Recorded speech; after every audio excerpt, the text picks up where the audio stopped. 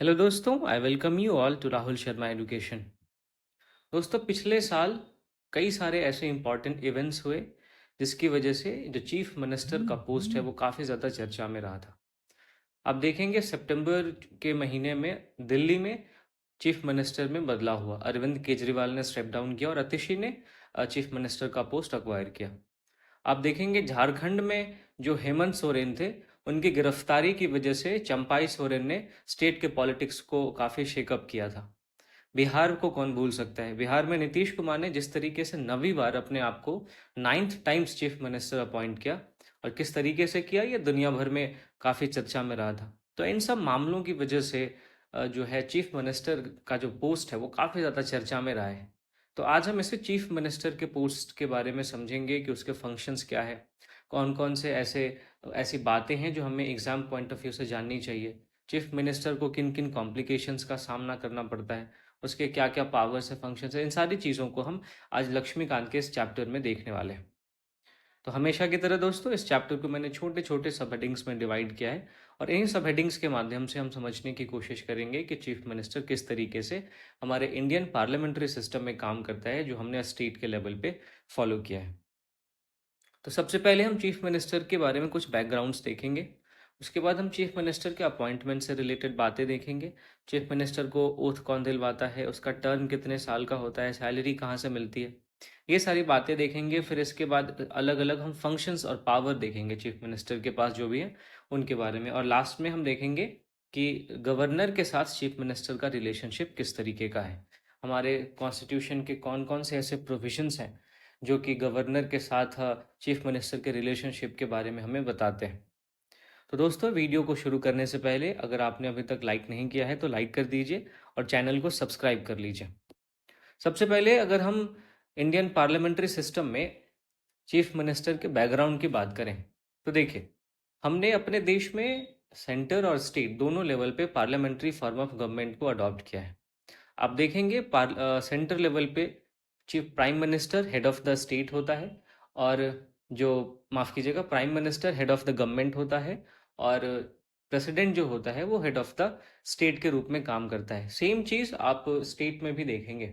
State में आप देखेंगे कि जो चीफ मिनिस्टर होता है वो हेड ऑफ द गवर्नमेंट होता है, और जो गवर्नर होता है जिसके बारे में हमने लास्ट चैप्टर में पढ़ा, वो हेड ऑफ द स्टेट होता है। तो इंडियन पार्लियामेंट्री सिस्टम में हम देखेंगे कि जो रियल एग्जीक्यूटिव अथॉरिटी होती है वो सीएम के पास होती है, बिकॉज सीएम जो होता है वो स्टेट लेवल पे डी फैक्टो हेड होता है ना। तो ये आपको ध्यान में रखना है कि हमने अपने पार्लियामेंट्री सिस्टम में किस तरीके से सीएम को रियल पावर दिया है और एक नॉमिनल हेड के रूप में गवर्नर आता है। अगर सीएम के अपॉइंटमेंट की बात करें तो हमारे कॉन्स्टिट्यूशन ने चीफ मिनिस्टर के अपॉइंटमेंट के लिए या सिलेक्शन के लिए कोई भी स्पेसिफिक प्रोविजन या स्पेसिफिक प्रोसीजर नहीं बताया है। एक केवल एक आर्टिकल है 164 जो ये कहता है कि सीएम को गवर्नर अपॉइंट करेगा। अब इसका ये मतलब बिल्कुल भी नहीं है कि गवर्नर किसी भी पर्सन को सीएम के तौर पे अपॉइंट कर सकता है। आप देखेंगे कि जो भी पार्लियामेंट्री सिस्टम के कन्वेंशंस हैं, उस कन्वेंशन के बेस पे जो स्टेट के लेजिस्लेटिव असेंबली में जो भी मेजॉरिटी पार्टी होती है, उस मेजॉरिटी पार्टी के लीडर को गवर्नर सीएम के तौर पे अपॉइंट करता है। ठीक है। इसके अलावा सीएम के अपॉइंटमेंट में गवर्नर के पास दो केसेस में डिस्क्रिशनरी पावर आ जाती है। सबसे पहला आप देखेंगे कि जब किसी को भी क्लियर मेजॉरिटी नहीं मिलती है तो किसको चीफ मिनिस्टर के तौर पे गवर्नर अपॉइंट करेगा, इसके बारे में गवर्नर का डिस्क्रिशन है। नॉर्मली होता क्या है, जब किसी को भी क्लियर मेजॉरिटी नहीं है तो ऐसे केसेस में जो भी लार्जेस्ट पार्टी है या लार्जेस्ट कोalition है, उसके लीडर को governor as a chief minister appoint करता है और उसको कहता है कि आप 30 दिन के भीतर अपने मेजॉरिटी को हाउस में प्रूफ कर दीजिए। तो ये तो पहला सिचुएशन था जहाँ पे गवर्नर अपना डिस्क्रिशन यूज करता है in appointment and in appointment of chief minister. दूसरा सिचुएशन है कि जब सीएम की डेथ हो जाती है और उसका कोई भी ऑब्वियस सक्सेसर नहीं होता है, तो फिर किसको चीफ मिनिस्टर अपॉइंट किया जाए, इस बात का डिस्क्रिशन भी गवर्नर के पास है। लेकिन नॉर्मली क्या होता है कि जब भी सीएम की डेथ होती है तो वो जिस भी पार्टी से होता है वो पार्टी तुरंत ही एक नए लीडर को अपॉइंट कर देती है, और गवर्नर के पास मेजॉरिटी पार्टी के नए लीडर को अपॉइंट करने के अलावा कोई दूसरा ऑप्शन नहीं बचता। तो यहाँ पे उसका डिस्क्रिशनरी पावर जो है वो काफ़ी ज़्यादा बैकग्राउंड में चला जाता है। तो ये दो ऐसे केसेस हैं जहां पे गवर्नर चीफ मिनिस्टर के अपॉइंटमेंट में अपना डिस्क्रिशन यूज करता है। तो हम अपॉइंटमेंट देख रहे थे। अब अपॉइंटमेंट के बारे में कुछ बातें आपको ध्यान में रखनी है। जैसे हमारे कॉन्स्टिट्यूशन में ऐसा कोई भी प्रोविजन नहीं है कि किसी भी व्यक्ति को पहले अपना मेजोरिटी प्रूफ करना पड़ेगा तब जाके वो चीफ मिनिस्टर बनेगा। मतलब ये कि किसी भी पर्सन को गवर्नर पहले चीफ मिनिस्टर अपॉइंट कर देगा और फिर उसको एक रीजनेबल पीरियड में ये कहेगा कि आप अपनी मेजोरिटी को हाउस में प्रूफ कीजिए। इसके अलावा आपको ध्यान ये रखना है कि कोई भी ऐसा पर्सन जो स्टेट लेजिस्लेचर का मेंबर नहीं है उसको भी चीफ मिनिस्टर बनाया जा सकता है, लेकिन केवल 6 महीने के लिए। और इस 6 महीने के भीतर उसको स्टेट लेजिस्लेचर का मेंबर बनना पड़ेगा, नहीं तो वो फिर 6 महीने के बाद चीफ मिनिस्टर नहीं, माफ कीजिएगा, तो फिर वो चीफ मिनिस्टर नहीं रह पाएगा। एक बात और आपको ध्यान में क्या रखनी है कि प्राइम मिनिस्टर की तरह स्टेट लेवल पे भी जो चीफ मिनिस्टर होता है वो स्टेट लेजिस्लेचर के किसी भी हाउस का मेंबर हो सकता है। अब नॉर्मली देखेंगे कि हमारे इंडिया में जितने भी स्टेट्स हैं, मोस्टली स्टेट्स में यूनिकैमरल लेजिस्लेचर है। हमारे देश में केवल 6 ऐसे स्टेट्स हैं जहाँ पे बाई कैमरल लेजिस्लेचर है। तो इन 6 स्टेट्स के कॉन्टेक्स्ट में हम बात करें तो चीफ मिनिस्टर अपर हाउस का भी मेंबर हो सकता है, यानी कि लेजिस्लेटिव काउंसिल का भी मेंबर हो सकता है, और लेजिस्लेटिव असेंबली का भी मेंबर हो सकता है। ऐसा कोई भी कंपल्शन नहीं है कि उसको लेजिस्लेटिव असेंबली का मेंबर होना चाहिए। फिर सरकारिया कमीशन ने चीफ मिनिस्टर के सिलेक्शन और अपॉइंटमेंट के रिगार्डिंग कुछ ऐसे रिकमेंडेशंस दिए थे, उस जिसके बारे में उन्होंने कहा था कि गवर्नर जब किसी भी पर्सन को सीएम के तौर पे सेलेक्ट करेगा या उसको अपॉइंट करेगा तो कुछ चीज़ों को ध्यान में रखेगा। अब देखिए यहाँ पे मैंने 2 पॉइंट्स मेंशन किए हैं जो कि काफ़ी ज़्यादा इंपॉर्टेंट थे। इसके अलावा इस चैप्टर को फिनिश करने के बाद आप जाके लक्ष्मीकांत की बुक उठाएंगे और लक्ष्मीकांत की बुक को पढ़ेंगे कि और कौन कौन सी बातें सरकारिया कमीशन ने कही है गवर्नर के लिए कि जब भी वो सीएम को अपॉइंट करेगा या सिलेक्ट करेगा तो इन बातों को ध्यान में रखेगा। इससे आपको फायदा क्या होगा कि आपके अंदर एक समझ विकसित होगी जो आपको ये समझाने की कोशिश करेगी कि किस तरीके से सरकारिया कमीशन ने हमारे पार्लियामेंट्री फॉर्म ऑफ गवर्नमेंट के रिलेवेंस को बनाए रखने के लिए इन सारे रिकमेंडेशंस को फॉलो किया है। ठीक है, चलिए सरकारिया कमीशन ने क्या क्या रिकमेंडेशन दिया हम एक बारी नजर डाल लेते हैं। सबसे पहले इन्होंने कहा कि किसी भी पार्टी को या कॉम्बिनेशन ऑफ पार्टीज को अगर वाइडेस्ट सपोर्ट है हाउस में तो उसी को सरकार बनाने के लिए गवर्नमेंट को बुलाना, माफ कीजिएगा, गवर्नर को बुलाना चाहिए। दूसरी बात जो इन्होंने कही कि अगर किसी सिंगल पार्टी को एब्सोल्यूट मेजोरिटी मिल चुकी है तो उसके लीडर को, गवर्नर को, ऑटोमेटिकली सीएम बना देना चाहिए। ये इन्होंने 2 इंपॉर्टेंट बातें कही। इसके अलावा और भी बातें कही जो आप लक्ष्मीकांत के बुक में पढ़ सकते हैं। उतना ज़्यादा ये इंपॉर्टेंट नहीं है, ठीक है, इसलिए मैंने यहाँ पे केवल 2 पॉइंट्स को ही मेंशन किया है। तो ये दोस्तों बात हो गई चीफ मिनिस्टर के अपॉइंटमेंट के बारे में।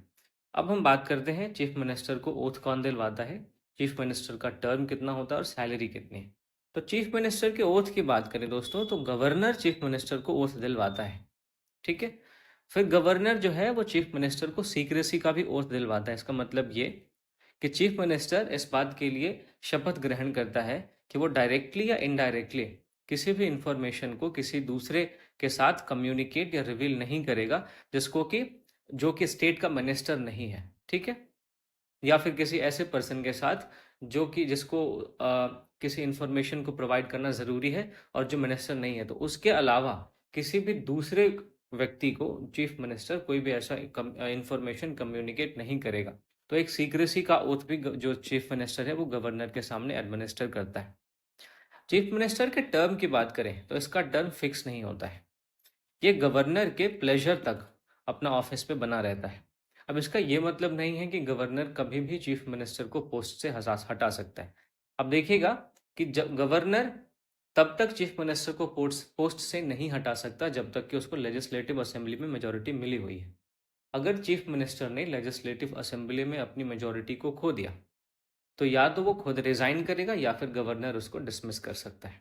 ठीक है, तो ये हमने बात की टर्म की। अगर हम सैलरीज की बात करें तो दोस्तों चीफ मिनिस्टर के सैलरीज और अलाउंसेस जो हैं वो स्टेट लेजिस्लेचर के द्वारा डिटरमिन किए जाते हैं, ना कि पार्लियामेंट के द्वारा। ये आपको ध्यान में रखना है। अब हम बात करते हैं इस पूरे चैप्टर के सबसे इंपॉर्टेंट पार्ट के बारे में जो है चीफ मिनिस्टर के पावर्स एंड फंक्शंस। अब चीफ मिनिस्टर के पावर्स को हम अलग अलग रिलेशन में देखेंगे। जैसे काउंसिल ऑफ मिनिस्टर के रिलेशन में चीफ मिनिस्टर के क्या पावर और फंक्शंस हैं। तो सबसे पहले हम देखते हैं कि काउंसिल ऑफ मिनिस्टर के रिलेशन में चीफ मिनिस्टर के क्या पावर है। अब देखिए, चूंकि काउंसिल ऑफ मिनिस्टर का हेड होता है चीफ मिनिस्टर, तो हेड होने के नाते उसके पास कुछ पावर्स हैं। क्या है, अभी मैं आपके साथ डिस्कस करूंगा। सबसे पहले देखिए कि गवर्नर केवल उन्हीं पर्सन्स को मिनिस्टर के तौर पे अपॉइंट कर सकता है जिसका रिकमेंडेशन चीफ मिनिस्टर ने किया है। ठीक है। फिर चीफ मिनिस्टर के पास इस बात की पावर है कि वो मिनिस्टर के पोर्टफोलियोज को एलोकेट करे और उस पोर्टफोलियो का रिशफल करे, यानी कि एक पोर्टफोलियो को किसी दूसरे मिनिस्टर से लेके किसी तीसरे को दे दे। तो ये सब करने की पावर चीफ मिनिस्टर के पास है। फिर जब भी डिफरेंस ऑफ ओपिनियन की स्थिति आती है, यानी कि चीफ मिनिस्टर का अपना कुछ अलग ओपिनियन है और किसी दूसरे मिनिस्टर का कुछ अपना अलग ओपिनियन है, तो वो उस मिनिस्टर को रिजाइन करने के लिए पूछ कह सकता है। और अगर फिर भी मिनिस्टर ने रिजाइन नहीं किया तो फिर वो गवर्नर को एडवाइस करेगा कि उस मिनिस्टर को डिसमिस कर दिया जाए। ठीक है। इसके अलावा आप देखेंगे कि काउंसिल ऑफ मिनिस्टर की जो मीटिंग्स होती हैं उसको प्रिजाइड करने की पावर भी चीफ मिनिस्टर के पास है। इसके अलावा चीफ मिनिस्टर खुद रिजाइन करके काउंसिल ऑफ मिनिस्टर को कोलैप्स करवा सकता है। इसके साथ साथ आप देखेंगे जब चीफ मिनिस्टर की डेथ हो जाती है तो भी काउंसिल ऑफ मिनिस्टर कोलैप्स कर जाता है। अब देखेंगे अगर चीफ मिनिस्टर ने रिजाइन कर दिया तो काउंसिल ऑफ मिनिस्टर कोलैप्स हो जाता है, लेकिन काउंसिल ऑफ मिनिस्टर के कोई दूसरे मिनिस्टर अगर रिजाइन करते हैं या उनकी डेथ हो जाती है तो उससे काउंसिल ऑफ मिनिस्टर पे कोई भी प्रभाव नहीं पड़ता, वो कोलैप्स नहीं होता। केवल और केवल काउंसिल ऑफ मिनिस्टर में उस मिनिस्टर की वैकेंसी खाली हो जाती है, बस। तो ये थोड़ा सा अंतर है। अगर हम गवर्नर के रिलेशन में बात करें कि चीफ मिनिस्टर के क्या क्या पावर्स और फंक्शंस हैं, तो आप देखेंगे कि जो चीफ मिनिस्टर है वो गवर्नर और काउंसिल ऑफ मिनिस्टर के बीच का चैनल ऑफ कम्युनिकेशन है। ठीक है। काउंसिल ऑफ मिनिस्टर ने जो भी डिसीजन लिया उस डिसीजन को गवर्नर को बताता है चीफ मिनिस्टर। हमारे स्टेट में जो भी हाउसेज हैं उसमें कौन कौन से बिल्स पेंडिंग है, उसमें क्या क्या प्रोसीजर चल रहा है, काउंसिल ऑफ मिनिस्टर ने कौन कौन से नए बिल्स लाए हैं, उन सब के बारे में बताने का काम करता है सीएम। और ये बताता है किसको, गवर्नर को। ठीक है। तो ये आप ध्यान में रखेंगे।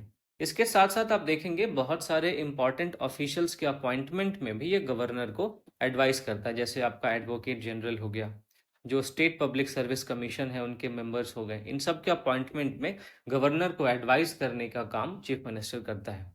इसके साथ साथ गवर्नर के टुवर्ड्स चीफ मिनिस्टर की कुछ ड्यूटीज भी है जो कि हम इस चैप्टर के लास्ट में देखेंगे। ठीक है। चलिए, अब हम देखते हैं स्टेट लेजिस्लेचर के साथ चीफ मिनिस्टर का क्या रिलेशन है। अब चूंकि चीफ मिनिस्टर जो होता है वो लीडर ऑफ द हाउस होता है, इसके कारण उसके पास कुछ पावर्स है जिसको वो एंजॉय करता है। जैसे वो गवर्नर को एडवाइस करता है रिगार्डिंग सेशन के समन से और प्रोरोगेशन से। यानी समन करना मतलब किसी भी सेशन को बुलाना, शुरुआत करना, इसको हिंदी में आहूत करना कहते हैं, ताकि जो भी मेरे हिंदी के ऑडियंस हैं उनको भी आसानी हो, क्योंकि ये सारे टर्म जो हैं वो काफ़ी ज़्यादा कॉन्सेप्चुअल टर्म है, तो हो सकता है कि उनको थोड़ा सा कन्फ्यूजन हो, इसलिए मैंने यहाँ पे हिंदी में भी लिख दिया। तो किसी भी सेशन को समन करने के लिए या किसी सेशन को प्रोरोग करने के लिए, मीन्स एंड करने के लिए, गवर्नर को एडवाइस करने की पावर भी चीफ मिनिस्टर के पास है। इसके अलावा आप देखेंगे कि जो चीफ मिनिस्टर है वो लेजिस्लेटिव असेंबली के डिसोल्यूशन के लिए रिकमेंड कर सकता है गवर्नर को किसी भी टाइम पे। साथ ही साथ जो चीफ मिनिस्टर है वो गवर्नमेंट की पॉलिसीज को हाउस के फ्लोर पे अनाउंस करता है। तो ये स्टेट लेजिस्लेचर के रिलेशन में आपका चीफ मिनिस्टर का पावर था। अब इसके अलावा भी चीफ मिनिस्टर के पास कुछ अलग पावर्स हैं, जिसमें आप देखेंगे कि वो स्टेट प्लानिंग बोर्ड का चेयरमैन होता है ना, वो इंटर स्टेट काउंसिल का मेंबर होता है, और जो नीति आयोग की गवर्निंग काउंसिल होती है उसका भी मेंबर होता है। इसके अलावा भी कई सारे इसके पावर्स और फंक्शंस हैं जिसके बारे में आप लक्ष्मीकांत के बुक में पढ़ सकते हैं, वो उतना ज़्यादा इंपॉर्टेंट नहीं है, इसकी वजह से मैंने यहाँ पे कवर नहीं किया। अगर हम चीफ मिनिस्टर का गवर्नर के साथ कैसा रिलेशनशिप है इसके बारे में बात करें तो 3 आर्टिकल हमारे लिए काफ़ी इंपॉर्टेंट हो जाते हैं। पहला है 163, फिर है 164 और लास्ट है 167। अब देखिए, 163 कहता है कि there shall be a council of ministers with the CM as the head. एक काउंसिल ऑफ मिनिस्टर होगा जिसका हेड होगा सीएम, जो गवर्नर को एड एंड एडवाइस करेगा अपने सारे फंक्शंस को एक्सरसाइज करने में। लेकिन गवर्नर को हमारे कॉन्स्टिट्यूशन ने कुछ कॉन्स्टिट्यूशनल डिस्क्रिशन भी दिया है, तो डिस्क्रिशन वाले फंक्शंस को छोड़ के बाकी जो भी गवर्नर के फंक्शंस हैं उन सारे फंक्शंस को एक्सरसाइज करने में जो चीफ मिनिस्टर के as a head council of minister का है, तो ये काउंसिल ऑफ मिनिस्टर गवर्नर को एड एंड एडवाइस करेगी। ठीक है। आर्टिकल 164 कहता है कि सीएम का अपॉइंटमेंट गवर्नर करेगा और बाकी जितने भी मिनिस्टर्स हैं उन सब का अपॉइंटमेंट भी गवर्नर करेगा, लेकिन सीएम के एडवाइस पे। आर्टिकल 164 ये भी कहता है कि मिनिस्टर्स, माफ कीजिएगा, गवर्नर के प्लेजर तक ही अपने ऑफिस पर बने रहेंगे। फिर article 164 collective responsibility of council of minister की बात भी करता है, जो कि लेजिस्लेटिव असेंबली के सामने होती है, और यही हमारे पार्लियामेंट्री सिस्टम का बैकबोन है, कलेक्टिव रिस्पॉन्सिबिलिटी। ये आपको ध्यान में रखना है। इसके अलावा आप देखेंगे 167 आर्टिकल है, जो कि चीफ मिनिस्टर के गवर्नर के प्रति क्या क्या ड्यूटीज है उसके बारे में बताता है।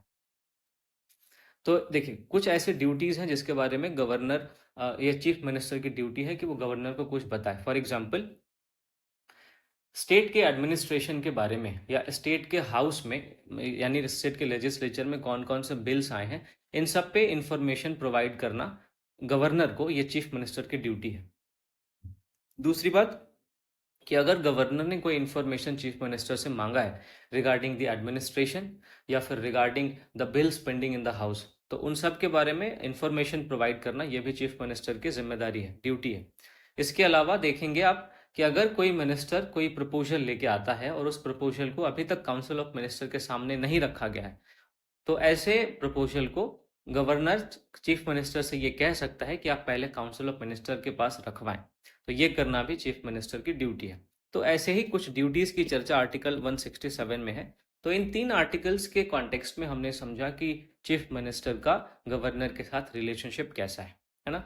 तो यहाँ पे हमारा चैप्टर फिनिश हो जाता है। यहाँ पे दोस्तों मैंने आपको आंसर राइटिंग करने के लिए क्वेश्चन दिया है, जो कि आप लिख के मेरे टेलीग्राम चैनल पे पोस्ट कर सकते हैं। वहाँ पे मैं आपको उस आंसर को रिव्यू करके बताऊंगा कि आप किस और तरीके से लिख सकते थे, किस तरीके से आपको और अप्रोच लेना चाहिए था। तो ये एक क्वेश्चन है जिसको आप लिख सकते हैं। आप चाहें तो इसका ट्रांसलेट करके आप हिंदी में भी लिख सकते हैं। ठीक है। तो इस तरीके से ये हमारा जो चैप्टर नंबर 31 था चीफ मिनिस्टर का, ये फिनिश होता है। उम्मीद करता हूँ कि इस चैप्टर में जो भी ज़रूरी बातें थी आपको समझ में आई होंगी। ये चैप्टर काफ़ी छोटा था, इसमें बहुत ज़्यादा चीज़ें नहीं थी। नेक्स्ट चैप्टर जब हम स्टेट लेजिस्लेचर के बारे में पढ़ेंगे, स्टेट काउंसिल ऑफ मिनिस्टर्स के बारे में पढ़ेंगे, तब जाके हम वहाँ पे कई सारे बहुत ही डीप कॉन्सेप्ट्स को डिस्कस करेंगे, और फिर हम समझेंगे किस तरीके से पार्लियामेंट जो है जिस तरीके से फंक्शन करती है, सेम तरीके से हमारा स्टेट का लेजिस्लेचर भी फंक्शन करता है। जिस तरीके से हमारा सेंट्रल काउंसिल ऑफ मिनिस्टर्स काम करता है, उस तरीके से हमारा जो स्टेट काउंसिल ऑफ मिनिस्टर्स काम करता है। इन दोनों के बीच में कुछ डिफरेंसेस होंगे, उनको भी हम आइडेंटिफाई करने की कोशिश करेंगे। तो आप नेक्स्ट वीडियो के लिए मेरे साथ जुड़े रहिए। बहुत ही जल्दी मैं आपके सामने नेक्स्ट वीडियो लेके आऊँगा जो स्टेट काउंसिल ऑफ मिनिस्टर्स से रिलेटेड होगा। और दोस्तों, अगर अभी तक आपने चैनल को सब्सक्राइब नहीं किया है तो सब्सक्राइब कर लीजिए, और वीडियो को लाइक नहीं किया है तो लाइक कर दीजिए। और हाँ, अगर आपको इस सेशन का पीडीएफ चाहिए तो आप मेरे टेलीग्राम चैनल को ज्वाइन कर सकते हैं, जिसका लिंक आपको डिस्क्रिप्शन में मिल जाएगा।